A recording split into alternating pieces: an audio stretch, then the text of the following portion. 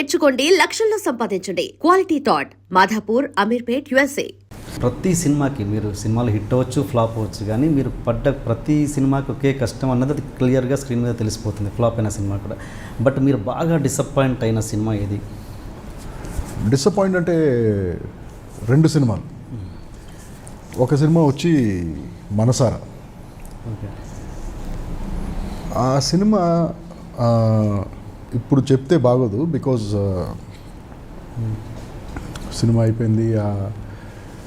The producer of that film is the father of the hero of that film. Okay. మా అబ్బాయితో cinema అని చెప్పేసి అడిగాడు ఆయన. సరే చేద్దాం సార్, ట్రై చేద్దాం. He was not a great looking fellow, అంటే పెద్ద మన కన్వెన్షనల్ టర్మ్స్లో చూస్తే ఒక గొప్ప అందమైన హీరో కాదు. సో సరే, అతను ఫేషియల్ స్ట్రక్చర్కి, అతని బాడీ లాంగ్వేజ్కి తగ్గట్టుగా ఒక కథ అనుకుందాం అని చెప్పేసి అప్పుడు మనసారా కథ అనుకున్నాం. దానికి విపరీతంగా కష్టపడ్డాం. వాళ్ళ ఫాదర్ మనకి చెప్పిన బ్రీఫ్ ఏంటంటే, మా అబ్బాయితో యాక్షన్ సినిమా తీయాలి. సరే యాక్షన్ సినిమా తీద్దాం అని చెప్పేసి, సరే దానికి ఒక బ్యాక్ డ్రాప్ అనుకున్నాం. కేరళలో కలరిప్పైట్ అనే ఒక మార్షల్ ఆర్ట్. అసలు మార్షల్ ఆర్ట్ అంటే ఏమిటో తెలియని ఒక కుర్రాడు వెళ్ళి మార్షల్ ఆర్ట్ నేర్చుకుని అది గెలిచి అమ్మాయిని గెలుచుకున్నాడు అనేది కథ. Basic commercial winnowing formula. చాలా కష్టపడి ఎగ్జిక్యూట్ చేసాం ఆ సినిమాని, బాగా కష్టం. అంటే ఇక అది కేరళ వెళ్ళి సెట్లు, మ్యాచింగ్, ఆ కుర్రాడికి పెద్ద ఇది రాకపోవటం, ఇవన్నీ. ఫైనల్గా సినిమా తీసాం. సినిమా బాగుంది అనుకున్నాను నేను.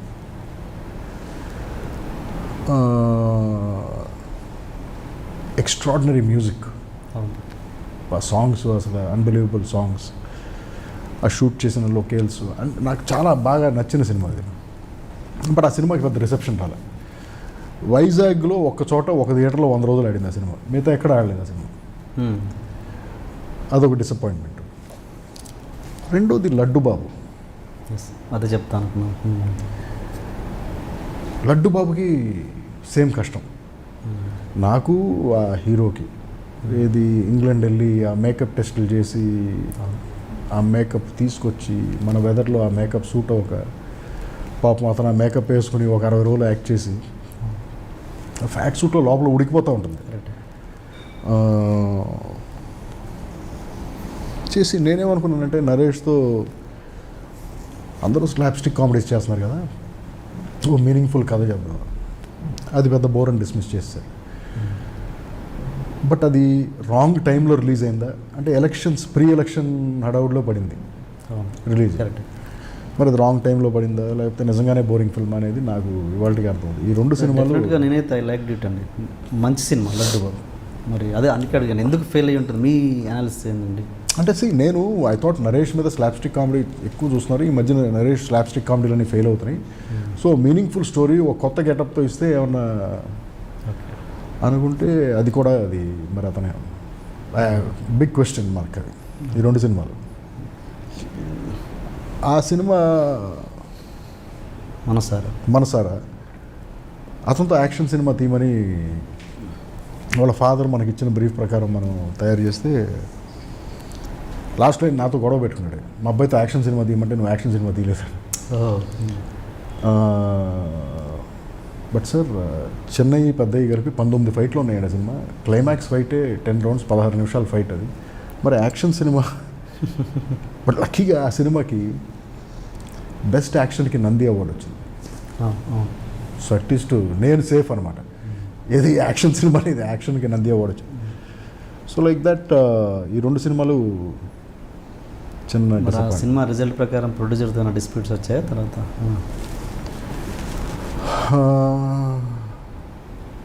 Yes, both the producers still owe me money. And well, I'm just following it up. కనిపించినప్పుడల్లా, లేకపోతే మనకి గుర్తొచ్చినప్పుడల్లా అడుగుతూ ఉంటాం. వాళ్ళు ఏదో చెప్తూ ఉంటారు. ఎందుకు మరి ఆ పర్టికులర్ థియేటర్లో 100 రోజులు ఆడడానికి కారణం ఏంటి? వైజాగ్లోనే సార్. వైజాగ్ నాకు అదే అర్థం లేదండి. But maybe they like it. ఆ టౌన్లో పీపుల్కి బాగా నచ్చింది ఆ సినిమాది. ఓకే. బట్ అక్కడ వెంకటేశ్వర థియేటర్లో 100 days ఆడింది ఆ సినిమా కంటిన్యూస్గా. అండ్ దాంతో మీరు ఆ శ్రీవిద్యని మీరు ఇంట్రొడ్యూస్ చేశారు కదా? శ్రీదివ్య శ్రీదివ్య మీరు అవును, ఇంట్రొడ్యూస్ అవును, చేశారు. అవును. ఎలా ఉంటుంది ఇప్పుడు ఆవిడ స్టార్ అయి కూర్చుంది పెద్ద స్టార్ అంటే కదా తమిళ్లో అమ్మాయి. నేను తర్వాత అమ్మాయి సినిమాలు ఏం చూడలేదు నేను. అప్పుడు అమ్మాయి she was very young. Yes yes TV serial నుంచి తీసుకొచ్చారు మీరు. టీవీ సీరియల్ కూడా కాదు, నాకు అసలు అమ్మాయి ఎవరో తెలియదు. మా అసిస్టెంట్ కెమెరామెన్ ఎవరో ఒక అతను పలానా ఎవరో ఒక అమ్మాయి ఉందండి స్క్రీన్ టెస్ట్ చేస్తారా పిలిపించమ్మాను. వచ్చింది అమ్మాయి, స్క్రీన్ టెస్ట్ చేస్తుంటే ఎందుకు నేను ఆ రూమ్లోంచి బయటకు వచ్చాను. బయటకు వస్తే బయట ఒక అమ్మాయి ఇలా స్తంభానికి ఆనుకుని ఇలాగే నుంచి నాయకు చూస్తాను. ఎవరు ఈ అమ్మాయి అని అడిగాను. ఆ లోపల ఉన్న అమ్మాయి సిస్టర్ సార్ అన్నారు. సరే ఓ పని చేయండి, ఆ అమ్మాయికి ఆపి స్క్రీన్ టెస్ట్ ఈ అమ్మాయికి చేయమని అన్నాను. సో ఈ అమ్మాయికి ఆ కేరళ గెటప్ వేసి స్టిల్స్ అన్నీ తీసాను, చూసాను స్టిల్స్. ఈ అమ్మాయి ఫిక్స్ చేసింది అంతే సార్. అదే Sridevi. So that is the turning point of అంతే. ఎప్పుడైనా మళ్ళీ ఆవిడ మిమ్మల్ని ఫోన్ కానీ ఈ ఎప్పుడైనా మధ్యన ఎప్పుడు కలవలేదు సార్ అసలు. ఆ సినిమా తర్వాత ఎక్కడో ఒకసారి ఎప్పుడో కనిపించింది, ఎక్కడో డబ్బింగ్ థియేటర్లో ఎక్కడో. ఆ తర్వాత నెవర్ మెట్ హర్. అంటే ఇప్పుడు స్టార్ అయ్యాక ఒకసారి కూడా మీకు అంటే అంటే ఇలాంటివి ఉండవు. నేను కూడా అంతే సార్, నేను కూడా అలాగే. ఇప్పుడు 2 సైడ్ల నుంచి ఉండాలి. నేను కూడా వాళ్ళతో టచ్లో ఉండాలనే యాటిట్యూడ్ నాకు కూడా ఉండాలి. బట్ నేను కూడా ఎందుకు, అది కదా మీరు కదా లిఫ్ట్ ఇచ్చింది. నేను అసలు అలా అనుకోను సార్. మనం ఎవరికి ఏ ఫేవరు చేయట్లేదు. మన అవసరం గురించి అవతలని వాడుకుంటున్నాం. ఇప్పుడు అది వాళ్ళకి బెనిఫిట్ అయింది, ఎక్సలెంట్. ఇప్పుడు నేను వాళ్ళకి ఏదో ఛాన్స్ ఇచ్చాను, వాళ్ళకి ఏదో లైఫ్ ఇచ్చాను, ఇది కాదు. That is their destiny. Yes, వాళ్ళ డెస్టినీలో వాళ్ళకి మనం ఒక టూల్ లాగా ఉపయోగపడ్డాం. వాళ్ళ పాత్రలో మనం వాళ్ళకి ఒక టూల్ లాగా ఉపయోగపడ్డాం. అంతేగాని ఎవరికి లైఫ్ ఇవ్వటం ఇవన్నీ ఉండవండి. అలా మీరు రాజీవ్ మెనన్ గారి విషయంలో, రామనాయుడు గారి విషయంలో అలాగే ఫీల్ అవుతారా? మరి 100% నాకెవరు లిఫ్ట్ ఇవ్వలేదు అని. 100%. నాకు యాక్చువల్గా ఇప్పుడు లిఫ్ట్ అంటే ఏమిటి సార్? లిఫ్ట్ అనేది ఏంటి? లిఫ్ట్ అంటే ఏంటి? అంటే ఎప్పుడైనా బాధ్యతగా ఎప్పుడైనా కాల్ చేయడం కానీ, ఎప్పుడైనా ఇది ఒక నాకు అంటే ఏదో ఒక మైండ్లో ఉండిపోద్ది కదా, వీళ్ళ ఫలానా దగ్గర నేను నేర్చుకున్నాను, ఫలానా దగ్గర. ఎస్, ఆ గ్రాటిట్యూడ్ అనేది ఎప్పుడు ఉంటుంది. గ్రాటిట్యూడ్ ఉంటుంది 100%. ఎందుకంటే ఇప్పుడు వాళ్ళు ఆ ఫస్ట్ ఆపర్చునిటీ ఇవ్వకపోతే బండి కదలదు కదా. ఆ గ్రాటిట్యూడ్ ఎప్పుడు ఉంటుంది. బట్ నేను అనుకుంటా ఎవరికి లిఫ్ట్ ఇవ్వరండి. ఇది just happens, it is their destiny. And cinema షూటింగ్లో మీరు డైరెక్ట్ చేసిన సినిమాలో స్పాట్లో సీన్స్ మార్చడం కానీ, డైలాగ్స్ మార్చడం కానీ ఏదైనా చేస్తుంటారా? ఇంప్రొవైజేషన్ కూడా never. Improvisation is what is improvisation అంటే you write the dialogue with a certain timing. Okay, ఆ వర్డ్ ప్లే ఒక సర్టన్ టైమింగ్ ఉంటుంది. ఒక్కొక్కసారి మనం అనుకునే టైమింగ్ ఆ కొత్త ఆర్టిస్టులో లేకపోతే ఆర్టిస్టులు డెలివరీ చేయలేకపోవచ్చు. సో వాళ్ళకి అది ఈజీ చేయడానికి కరెక్ట్ చేయటం తప్ప, బట్ నెట్ కంటెంట్లో కానీ రాసుకున్న దాంట్లో కానీ there is never any change. Suppose అందుకంటే మంచి డైలాగ్ వస్తుంది, బాగుంది అనిపిస్తుంది, ఎవరైనా చెప్తారు, పక్కన ఆర్టిస్టే చెప్తాడు, ఆర్టిస్ట్ కాంట్రిబ్యూషన్, ఆర్టిస్ట్లో ఎవరైనా కావచ్చు, బాగుంది అసిస్టెంట్ డైరెక్టర్ చెప్తాడు, లేకపోతే ఈ దీనికి డైలాగ్ బాగుంది సార్ అని. ఎస్, ఇఫ్ ఆ పరిధిలో ఉంటే, ఆ లెంగ్త్లో ఉంటే, ఆ టైమింగ్లో ఉంటే, ఎస్ డెఫినెట్లీ ఇన్కార్పొరేట్ చేస్తాం. బట్ ఇది ఎక్స్ట్రేనియస్గా ఉంది, ఎక్స్టెన్షన్ లాగా ఉంది, మనం అనుకున్న లెంగ్త్ ఇది కాదు అనుకున్నప్పుడు నెవర్ చేయాలి. అండ్ మీరు తీసిన సోగ్గాడు, తరుణ్తో తీసిన సోగ్గాడు సినిమా హిందీలో అజబ్ ప్రేమ్కి గజబ్ కహానీ అని తీశారు. చాలా రోజుల తర్వాత చెప్పారు సార్ అది నాకు ఎవరో. అది తీసి రిలీజ్ అయిన ఒక 100 రోజులకు తెలిసింది నాకు ఆ విషయం. అండ్ అంటే మీ సినిమా అంటే సినిమాని చూస్తే సడన్గా ఎస్ ఇది మన సినిమానే అనిపిస్తుంది.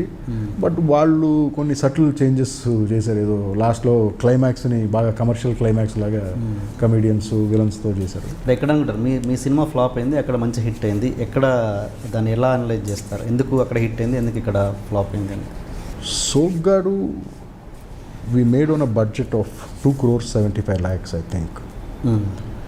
The first opening week collection was 1.50 crore. The second week it collected another 75 lakhs. Third week it collected so much. Then we sold the satellite rights. The film made profits, but you're calling it a flop. Okay, kada? I did not understand that. Okay, it's commercially successful.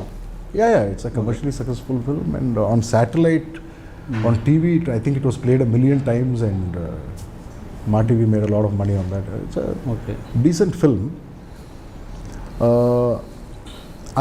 My personal feeling was at that point of time, that film was actually supposed to be made with Tarun, Uday Kiran and Aarti Agarwal, the 3 leading stars of that time. Okay. కానీ అక్కడ problem ఏమొచ్చిందంటే Tarun చేస్తానన్నాడు cinema, Aarti చేస్తానంది. Uday Kiran అడిగితే అతను చేస్తాను చేయను అని చెప్పి అప్పుడు కొన్నాళ్ళు నన్ను ఓకే. డైలమాలో పెట్టాడు. వన్ ఫైన్ డే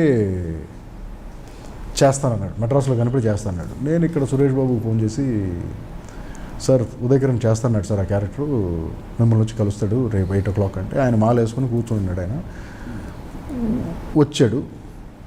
అంతా అయిపోయింది అనుకున్నాం. వచ్చి కూర్చొని నేను ఈ సినిమా చేయను సార్ అన్నాడు. నేను షాక్, ఆయన షాక్. సరే ఇప్పుడు ఈ కథ రెడీ అయిపోయింది, ఇప్పుడు ఏంటి ఎలా అనుకున్నప్పుడు that was the only emotional and egoistic decision నా లైఫ్లో నేను తీసుకుంది సినిమాల్లో. ఆ తర్వాత మళ్ళీ ఎప్పుడు తీసుకోలేదు ఆ తప్పు తర్వాత. ఇది వేరే వాళ్ళని పెట్టడం ఆ ప్లేస్లో. నువ్వు చేయకపోతే ఏంటి ఇంకెవరినో పెట్టి నేను చేస్తానని చెప్పి ఈగోయిస్టిక్ ఎమోషనల్ డెసిషన్ తీసుకుని అప్పుడు హిందీ నుంచి జుగల్ హన్సరాజ్ని తీసుకొచ్చి పెట్టాం. సో ఇప్పుడు ఎప్పుడైతే ఒక వేరే, ఇప్పుడు తరుణ్, ఉదయ్ కిరణ్ అంటే ఒకే లెవెల్లో ఉన్నారు. కరెక్ట్. వీళ్ళిద్దరి మధ్యలో ఒక అమ్మాయి అంటే ఇంట్రెస్టింగ్ లవ్ స్టోరీ. బట్ ఎప్పుడైతే ఒక బయటని తీసుకొచ్చి పెట్టామో క్యారెక్టరైజేషన్ అన్బ్యాలెన్సింగ్, ప్రెడిక్టబిలిటీ వచ్చేసింది. ఎలాగైనా సరే ఈ అమ్మాయి తరుణ్కి వెళ్ళిపోతుంది అనే ప్రెడిక్టబిలిటీ వచ్చేసింది. యాక్చువల్గా ఒరిజినల్ క్లైమాక్స్ ఏంటంటే ఒక రైల్వే స్టేషన్లో ఈ ట్రైన్ ఇటు వెళ్ళిపోతుంది, ఆ ట్రైన్ అటు వెళ్తుంది ఆపోజిట్ డైరెక్షన్లో. ఈ ట్రైన్లో తరుణ్ ఉన్నాడు, ఆ ట్రైన్లో ఉదయ్ కిరణ్ ఉన్నాడు.